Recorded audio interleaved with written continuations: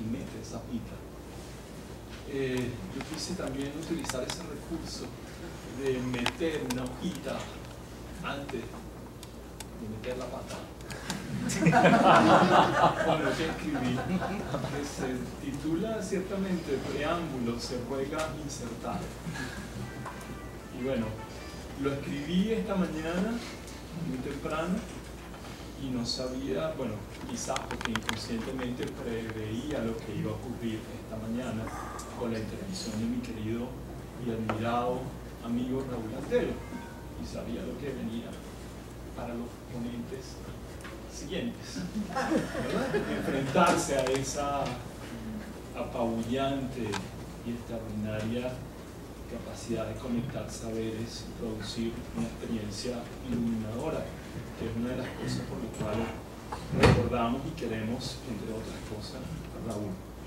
Y por eso escribí esto, que es una especie de captatio benevolente, absoluta, ¿verdad? Una curaza en salud antes de recibir los cañonazos de nuestros queridos amigos, siempre tan compasivos. En vista de la naturaleza parcial y tan enteramente provisional de lo que voy a leerles a continuación, me gustaría comenzar esta breve y leve, y espero que no tan aleve, perorata, amparándome con dos epígrafes encontrados en una carta de Deleuze a un crítico suyo muy severo, que espero me sirvan de eficiente cubrefuego para comenzar.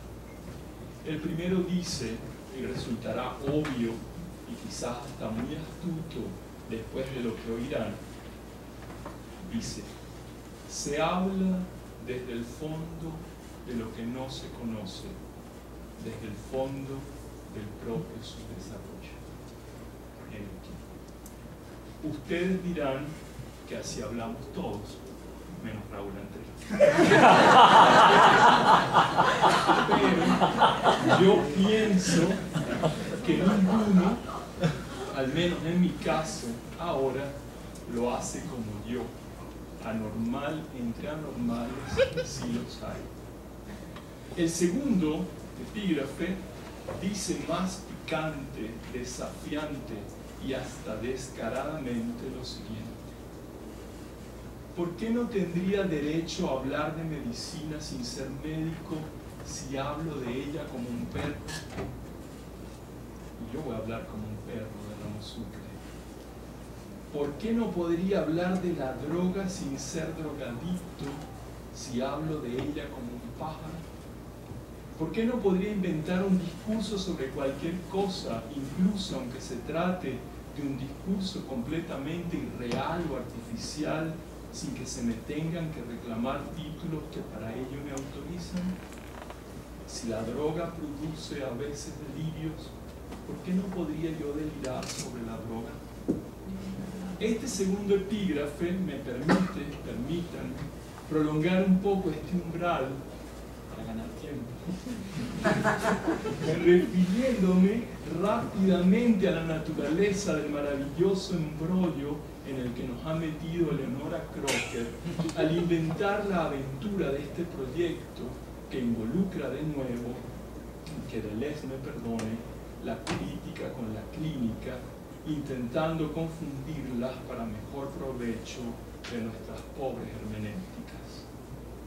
En un artículo que escribe para saludar y cuestionar la aparición de los raros, Enrique Gómez Carrillo le pregunta a Rubén Darío en 1897 lo siguiente, la cita me parece muy oportuna: un respetable lector de Ramos Sucre, esto es un inciso, esto no lo dice Gómez Carrillo, obviamente, ¿verdad? La cita me parece a mí muy oportuna, puesto que un respetable lector de Ramos Sucre escribió que de haber nacido antes, habría sido muy probable que Darío incluyera a Ramos Sucre en su libro, junto a Poe, a Verlaine, a Lautréamont y a otras tantas sospechosas compañías.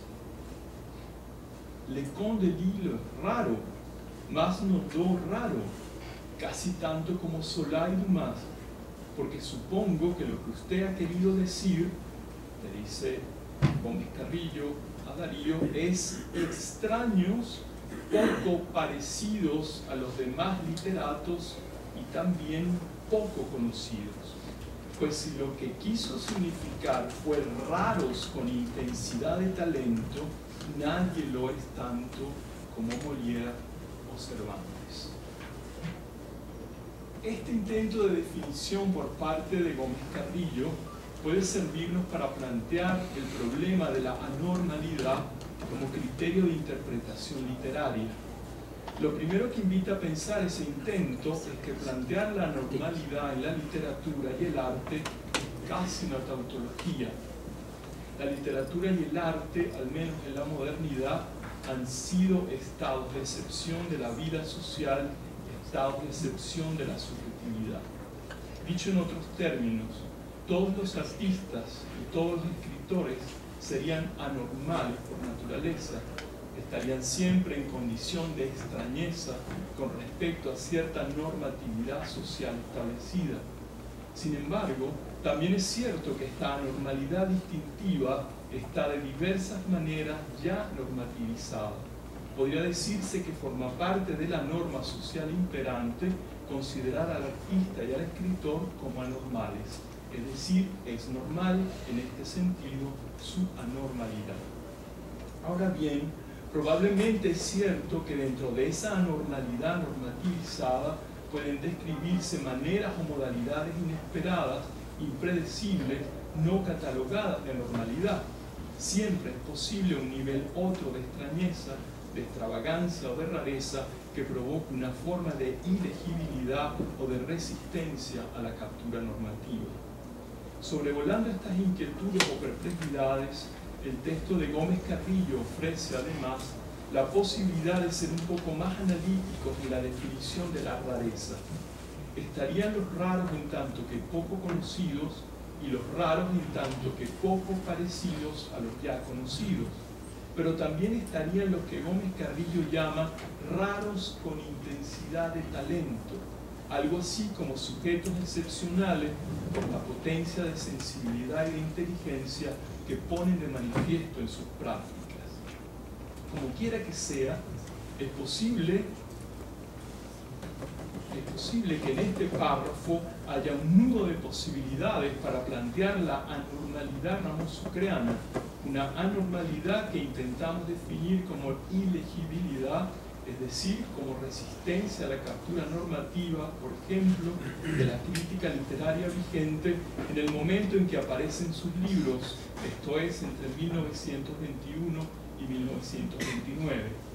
En nuestra propuesta estamos tratando de plantear la hipótesis de considerar a Ramos Sucre como un intratable, un poeta que con su estilo peculiar pone obstáculos para una asimilación y una apropiación cómodas o aceptables por parte de la institución literaria. Pero ¿qué es en realidad lo intratable, lo ilegible en Ramos Sucre? Su lenguaje, la peculiaridad de los mundos posibles que se configuran en sus poemas en prosa. La mayoría de los críticos que han abordado su esquiva obra y su escurridiza figura han basculado entre ambos polos sin poder resolver la alternativa entre enfocar la atención sobre el enigma de su estilo o por el contrario enfocarla sobre el enigma de su personalidad. Casi todos, por no decir que todos, tienden más bien a confundir obra y vida y no pueden escapar a la poderosa tentación de explicar al poeta por los personajes de sus textos o explicar a sus personajes como emanaciones de su personalidad. Hay aquí sin duda un campo minado. Por aquí nada menos es por donde me estoy metiendo.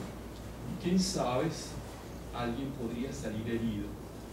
En cualquier caso, incluso aquellos críticos que conocen el padecimiento de Ramos Sucre, el insomne, cuando hablan, por ejemplo, de la atmósfera de vaga confusión que se establece entre la realidad y los sueños en sus poemas, evitan plantear el problema de su persona afligida por insomnios agónicos, según sus propias palabras. A mí me ha tentado precisamente instalarme ahí, en ese territorio resbaladizo. ¿Qué tiene que ver el insomnio padecido por Ramos Sucre, al menos durante los 8 años que dura su trabajo de producción poética, hasta que le adviene la temible y trágica afasia que lo conduce a la muerte en la naturaleza de su estilo? ¿Cómo funciona esa patología, esos insomnios que lo derriban hacia el final de su vida en alguien que declaró desafiantemente que el mal es un autor de la belleza? ¿Cómo es que el insomnio puede ser considerado un autor de la enigmática y terrible belleza de los textos ramosucrianos? A última hora escribí todavía algo más. Me oyen si abro los micrófonos para poder ver a los otros también. Francis Pond decía en alguna parte, ¿verdad?, que la poesía o escribir poesía no constituía sino el proceso de destrucción de un poema por su objeto. Robándome eso para mi ponencia, sin que por eso quiera pretender que mi ponencia es un poema, quiero sentir y siento que en el caso de mi exposición ocurre lo mismo, el asesinato de un texto por su objeto. Y de seguida paso en el contexto de estas lecturas clínicas, sin más preámbulos, como en un congreso médico, a poner mi caso. Esta ponencia, como ustedes lo vieron en el programa, se llama Persistencia de un desvelo, la palabra insomne de José Antonio Ramos. Estoy robando aquí el título de un poeta maracucho, Esmo Rivera, que bueno, por alguna razón también me vino a la memoria en el momento de intentar titular la pieza, la ponencia. Y luego me di cuenta que hay una relación implícita allí entre los mundos de naturaleza surreal de Ramos Sucre y la poesía del propio Esmo. Y de hecho, bueno, en un trayecto de mi reflexión que no está expuesto de manera explícita en el texto que voy a leer, que tiene que ver como acerca del modo en que la generación poética venezolana posterior a 1958 recupera la figura de Ramos Sucre y reconstruye la modernidad poética venezolana a partir de lo que lee de nuevo en la obra y en la vida de este poeta. Desde el momento de su aparición, dice mi propuesta, voy a comenzar leyendo la propuesta que algunos conocen, desde el momento de su aparición en la escena cultural venezolana en el primer tercio del siglo XX, la figura y la obra del poeta José Antonio Ramos Sucre adquirieron la imponencia de un desafío a las formas tradicionales de la legibilidad estética y política imperiales.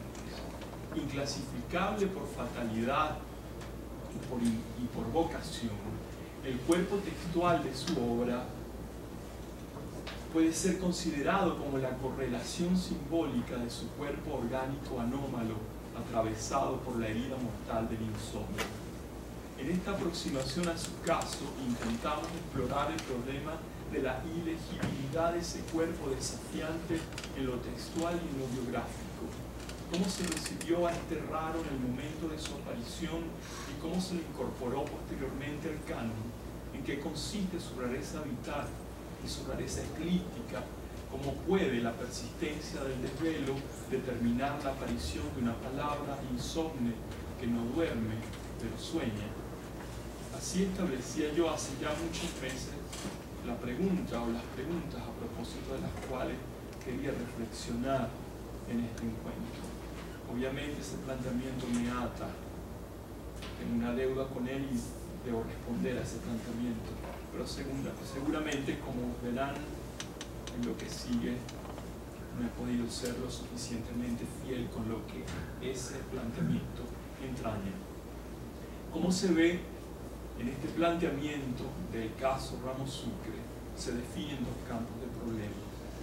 Uno, es el que atañe a la anormalidad entendida como ilegibilidad, es decir, como resistencia a la lectura por parte del texto con determinadas características de extrañeza, rareza o impropiedad. Otro es el que atañe al insomnio entendido como experiencia del cuerpo que estaría determinando un estilo. En nuestra hipótesis pretendemos que estos dos campos son íntimamente dependientes, pero no estamos seguros de poder probarlo, por lo menos todavía. El primer campo es el más fácil de acotar y atañe al modo como ha sido leído el caso Ramos Sucre, lo que implica preguntarse cómo se han leído tanto la obra como la persona del poeta, o dicho de otro modo, tanto su cuerpo textual como su cuerpo biográfico. No importa si lo pongo acá. Una de las características más resaltantes de la crítica venezolana que ha tratado de leer e incorporar a la tradición literaria la obra y la figura de Ramos Sucre es la tendencia a solapar vida y obra y analizar la vida del poeta con elementos extraídos al pie de la letra de sus mundos posibles. Esta confusión puede deberse a una cierta ingenuidad crítica, pero también puede ser el efecto de una disposición particular de la poética ramosucreana que provoca esos defectos de lectura donde las personas poéticos tienden a confundirse con el autor. Es algo que no vamos a considerar aquí. Aquí nos interesa explicar una dificultad de lectura como una prueba de anormalidad, anomia o anomalía. El propio Ramos Sucre a su hermano Lorenzo en una carta de octubre de 1929 le decía: los juicios acerca de mis dos libros han sido muy superficiales. No es fácil escribir un juicio crítico sobre dos libros tan acendrados. Se requieren en el crítico los conocimientos que yo atesoré en el antro de mis dolores. Y en una carta a su prima Dolores Emilia Madrid le advierte: tú sabes que personas interesadas han esparcido por allí que yo soy intratable. No dejes triunfar esa infame leyenda. Yo soy muy accesible y fácil. De este modo, podemos comprobar cómo el propio poeta ha señalado la existencia de esos dos ámbitos problemáticos de acción y de relación: el de una anomalía expresiva que se resiste a la lectura crítica y el de una anomalía existencial que del mismo modo se resiste a una incorporación armónica en la trama política de la ciudad. Es en este sentido que nos gustaría considerar a Ramos Sucre como una potencia,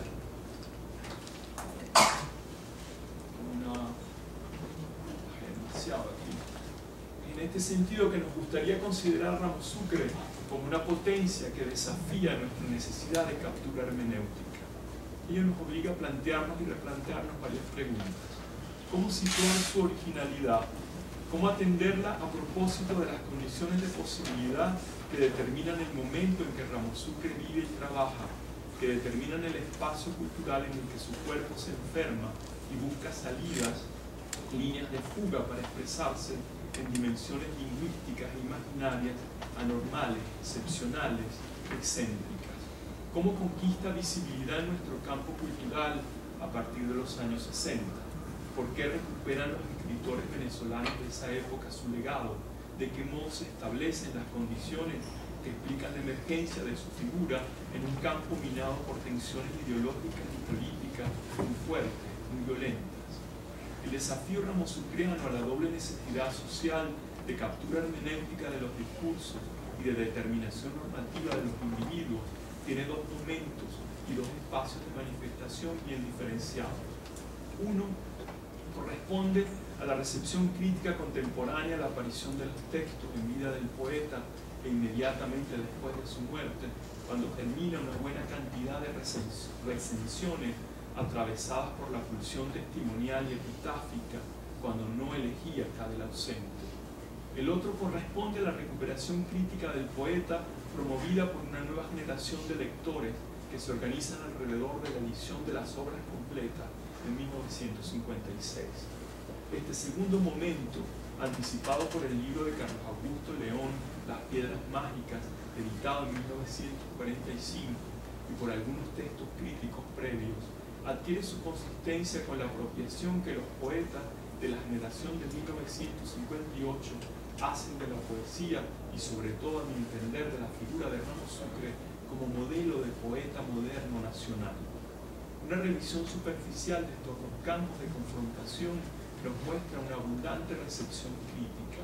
La propia ilegibilidad del caso es el principal disparador de una curiosidad interpretativa generalizada que se organiza en un amplio espectro de aproximaciones, desde las más impresionistas y circunstanciales hasta las que intentan un abordaje más técnico o más sistemático y críticamente productivo.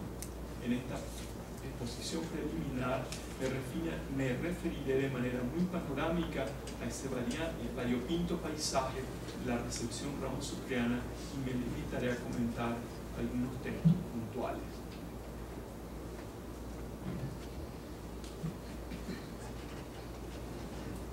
Voy apenas por la página 3.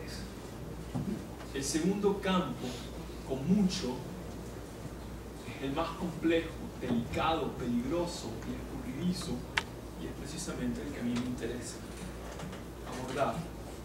Cuando planteo una persistencia del desvelo, quiero aludir simultáneamente a la dificultad de leer por un lado y al malestar del sueño que se niega por el otro. Persistencia del desvelo, entonces, como efecto de un ilegible que impide conciliar el sueño crítico de una apropiación de la obra mediante su inclusión en un sistema articulado de relaciones.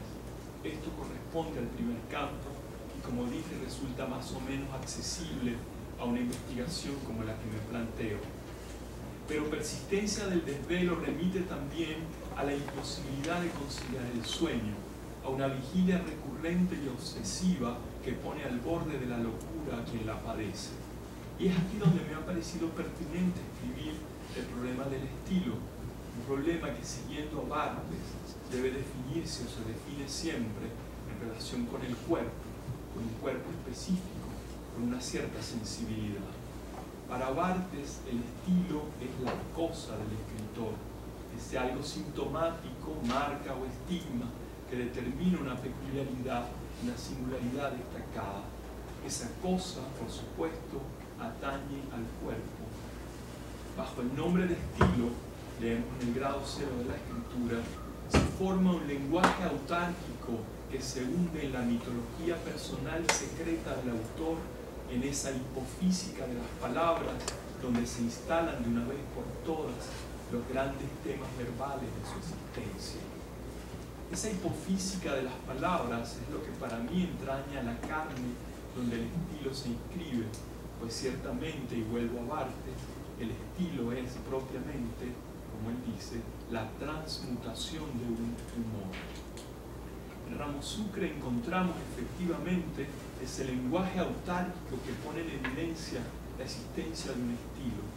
Quiero considerar entonces que es el insomnio, esa impotencia instalada en un cuerpo incapaz de conciliar el sueño, el caldo definitivo de un humor singular, intensamente característico y por lo tanto determinante de una cierta originalidad, cuya transmutación simbólica se configura bajo la forma de un lenguaje austero, controlado, vigilado, castigado, intensamente exigido, como continuamente en el vilo interminable de una vigilia de la atención que domina una expresión rigurosa, excesiva, pero por sobriedad, por parquedad alusiva, elusiva. En otras palabras, me gustaría prestar atención al trabajo de las pasiones en Ramos Sucre, la escritura como ascetismo, el trabajo del lenguaje como disciplinamiento del cuerpo enfermo, una forma de higiene que se manifiesta en la hipérbole de la exactitud y en el extremismo de la contención, de la violencia calculada contra el propio cuerpo de la escritura, que da cuenta del propio cuerpo del poeta enfermo, del poeta afectado por el patetismo de su mal, de su diferencia, de su estado excepcional, anómico, anomal. este trabajo de las pasiones pasa también por la construcción deliberada de una imagen pública de sí mismo que involucra un paso por la pose del dolor, alimentando y cuidando, es decir, cuidando el simulacro patético de su propio sufrimiento, identificándose, por ejemplo, con Leopardi. Yo poseo el hábito del sufrimiento, pero estoy fatigado de la vida interior de la zeta, del enfermo, de la normal. Leopardi es mi igual, le escribía a su amigo Luis Yepes en febrero de 1930. En otras cartas va a reforzar esta imagen patética de sí mismo, ligándola a la naturaleza peculiar de su obra. Sé muy bien que he creado una obra inmortal y que siquiera el triste consuelo de la gloria me recompensará de tantos dolores, le escribe a su hermano Lorenzo, el mismo a quien le dice el 25 de octubre de 1929 lo siguiente: los juicios acerca de mis libros han sido superficiales, y ahora me acabo de dar cuenta que esta cinta ya la metí antes, para que vean cómo la costura no está nada buena. Aquí el primer surcido chueco de la tela. Tenía que ocurrir, ya ha ocurrido en la página 5. Vendrán más. Pero no importa, volvemos a leer esta gran frase. Los juicios acerca de mis 2 libros han sido superficiales. No es fácil escribir un juicio crítico sobre 2 libros tan acendrados o refinados. Se requieren en el crítico los conocimientos que yo atesoré en el antro de mis dolores. Me planteo entonces el problema de la relación entre el insomnio como padecimiento y la escritura como expresión. ¿Qué relación puede establecerse entre el insomnio padecido por Ramo-Sucre durante el periodo en el que escribe sus libros, es decir, entre 1921 y 1929, y la naturaleza peculiar de sus mundos posibles y de su forma de escribir? Al hacerlo, me atrevo incluso a proponer que los textos de Ramo-Sucre sean considerados, al menos en parte, como suplementos de sueño, defectos del insomnio, en la medida que tendrían lugar como una forma de sustituir el blanco onírico del insomnio con sueños vigilados, es decir, construidos en esa ardua extensión de la vigilia, en medio de ese desvelo persistente que se transforma en una obsesión de la atención, de la concentración, de la fijeza. Un cuerpo en vigilia constante que siente, que imagina, que puede expresar. Un poeta que no duerme, un poeta que no puede soñar, cómo vive, cómo escribe. Las preguntas podrían extenderse. En esta reflexión no haré apenas sino plantear el asunto sin pretender resolverlo. También creo que ya lo dije, ¿verdad? Pero no, vale la pena reforzar. Vale la pena reforzar, ¿verdad? Quisiera sí hacer énfasis en mi intención de considerar la interdependencia de los 2 problemas. La anomalía como ilegibilidad crítica basaría en Ramo-Sucre por la experiencia patética de un cuerpo insomne que determinaría un estilo reticente, austero, contenido, ciertamente vigilado, vigilante. Se dice que la lengua es el castigo del cuerpo, pero como en mi caso, pero en este caso es el cuerpo el que determina una, como también se dice, lengua castigada. La lengua de un original cuyo insomnio lo pone en condiciones de conocer, como diría Deleuze, algo insondable, cuya expresión desborda toda forma explicable y toda forma de explicación. Una primera marca de extrañamiento en Ramo-Sucre la señala Fernando Paz Castillo cuando en su reseña de La Torre de Timón del 28 de julio de 1930, siguiendo, como he dicho, esa tendencia sintomática de la crítica ramo-sucreana de confundir el cuerpo del texto con el cuerpo del autor, habla de la soledad del poeta, la soledad del encerrado en su torre de libros, ajeno a la vida cotidiana y a la literatura moderna. El propio Páez Castillo se encarga de poner en duda esta supuesta genialidad de la obra ramo-sucreana con respecto a la literatura moderna. Cosa rara, dice, este espíritu recio, esta alma ascética, tiene una emotividad enfermiza de escritor moderno. Esta sería otra marca fundamental en el proceso de estimación anómica y anormal que la crítica inicia desde las primeras lecturas del cuerpo textual y del cuerpo biográfico ramo-sucreano. Una emotividad enfermiza, una hiperestesia que vincularían al poeta y a su obra con una cierta tradición moderna, más específicamente romántica y de cierto romanticismo, donde la sobreabundancia sentimental sería una de las formas de manifestar el malestar en la cultura característico de los modernos, mal de siglo o estilo. Es bueno advertir que Páez Castillo determina la rareza del caso Ramo-Sucre planteando lo que parecería una incongruencia llamativa, la contraposición entre un espíritu recio o un alma ascética y una emotividad enfermiza. ¿Cómo hacer congeniar esas dos pulsiones extremas y opuestas? Parece plantearse el crítico. Habría aquí tal vez un primer nudo de ilegibilidad, que nos invita precisamente ahí a intentar un desanudamiento hermenéutico parcial y provisional. ¿Cómo leer esa contraposición entre una pulsión ascética y una pulsión patética hipostasiadas en un mismo cuerpo, en un mismo texto?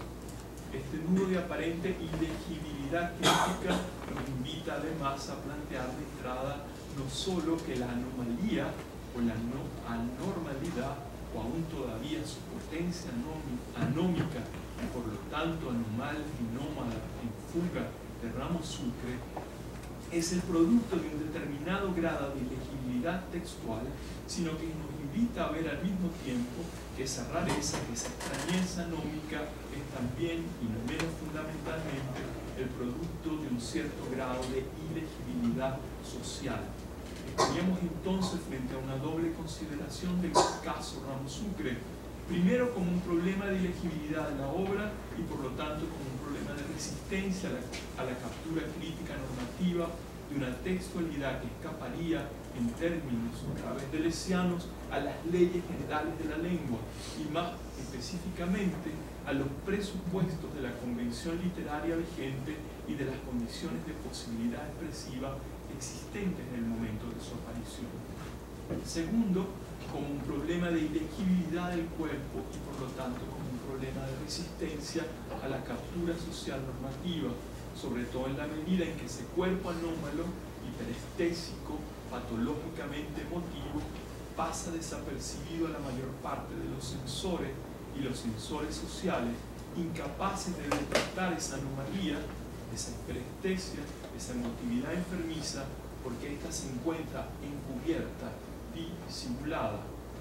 Dicho con una imagen más sintética, Ramo-Sucre es un ilegible y un intratable, no solo porque escribe de una manera imprevista, inesperada, incómoda, inquietante en medio del contexto donde se hace y se presenta como texto, sino que es un ilegible, un intratable, lo mismo que ciertos cuerpos estigmatizados, más convencionalmente determinados, como la prostituta, el homosexual, el negro, el criminal o el judío, víctimas sacrificiales prototípicas del orden normativo de la sociedad moderna, porque no se le puede fijar en ningún reparto inclusivo del orden social.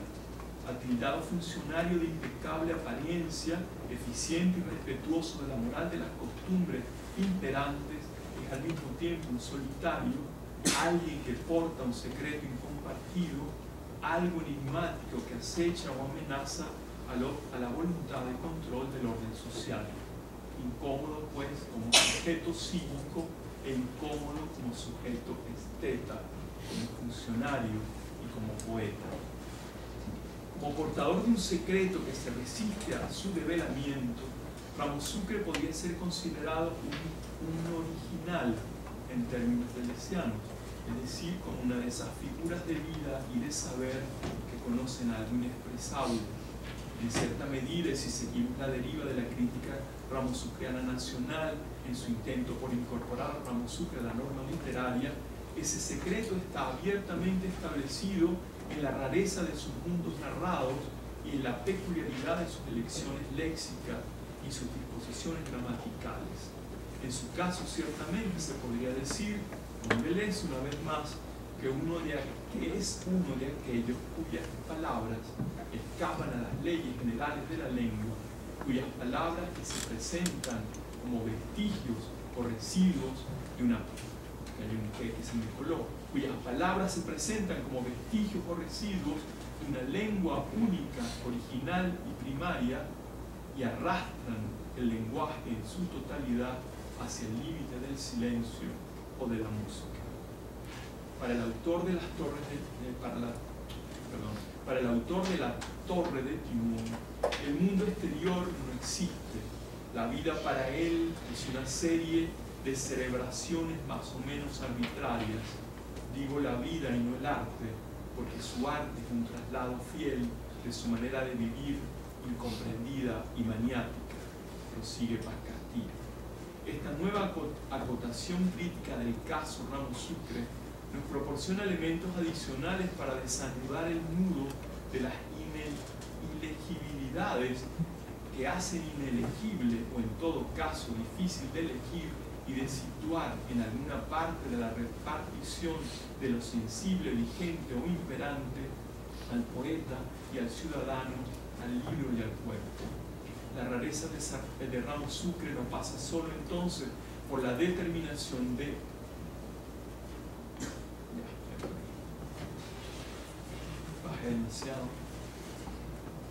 La rareza de Ramo Sucre no pasa solo entonces por la determinación de una emotividad enfermiza, pasaría también por una anomalía que consiste en una suerte de autismo que borraría todo vínculo entre el poeta y la sociedad, la autosuficiencia inquietante de un sujeto para quien el mundo interior no existe, como si